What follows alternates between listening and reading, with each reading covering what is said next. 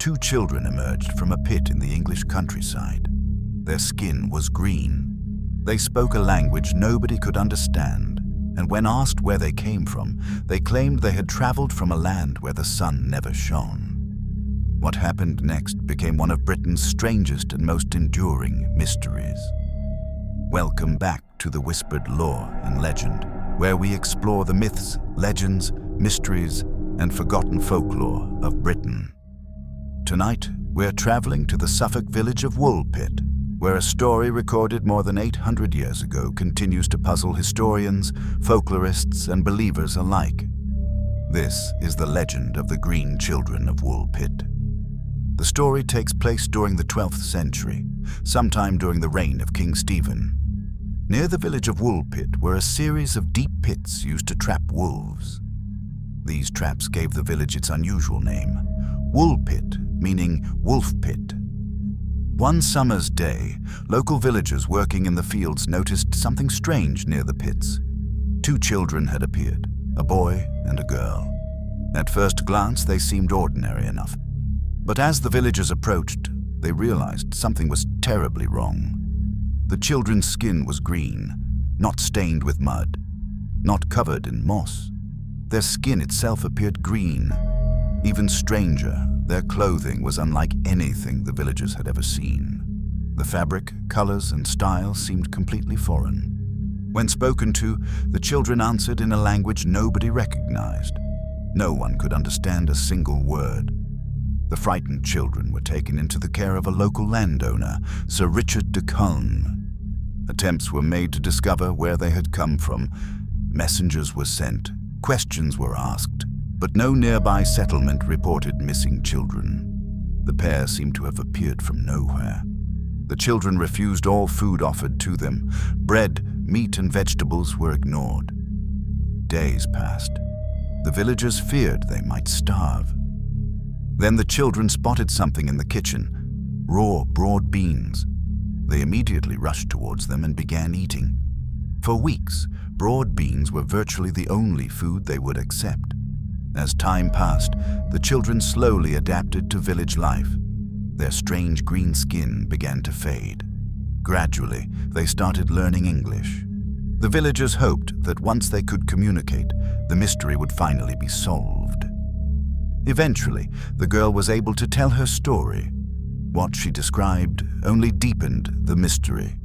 According to the girl, she and her brother came from a place called St. Martin's Land.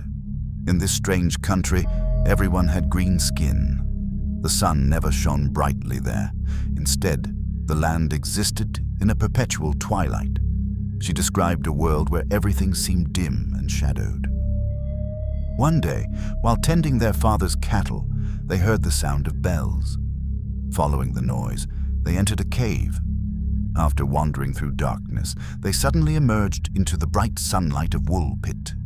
Disoriented and frightened, they became lost until discovered by the villagers. The girl insisted this story was true. Sadly, the boy did not survive. Historical accounts suggest he became ill shortly after arriving in Woolpit and eventually died. The girl lived. She adapted to English life. She lost her green coloring completely. Some versions of the story claim she was baptized and later married.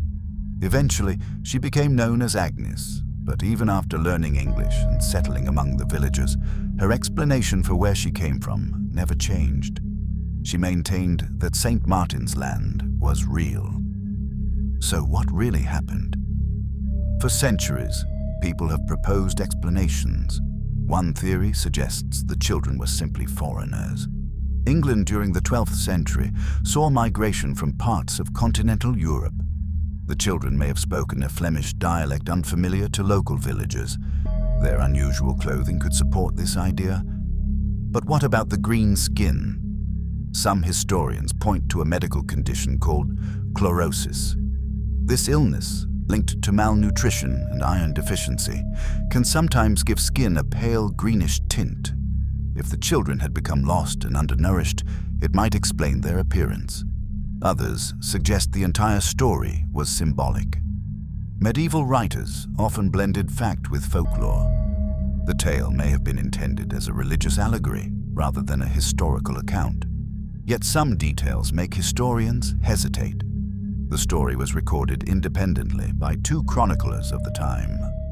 Both treated it as a genuine event rather than a fairy tale. Folklore researchers have long noticed similarities between the Green Children and stories about fairies.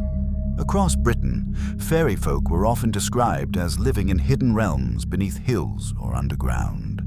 Travelers sometimes wandered into these mysterious lands and returned transformed.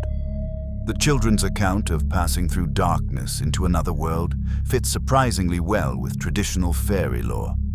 Could medieval villagers have interpreted an unusual encounter through the lens of folklore? Or did the story itself inspire later fairy legends?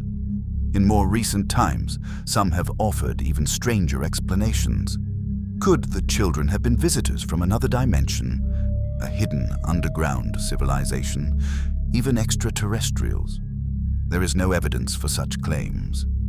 But the fact that people continue proposing them speaks to the enduring power of the mystery. 800 years later, nobody can say with certainty who the Green Children were or where they came from. Perhaps they were lost foreign children, perhaps they suffered from a medical condition, or perhaps the villagers of Woolpit witnessed something they could never fully explain. Whatever the truth, the Green Children remain one of Britain's most fascinating mysteries. If you enjoyed this journey into British folklore and forgotten legends, be sure to like the video, subscribe to the channel, and let me know in the comments what you think happened to the Green Children of Woolpit.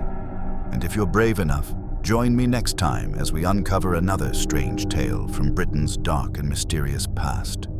Until then, thanks for watching.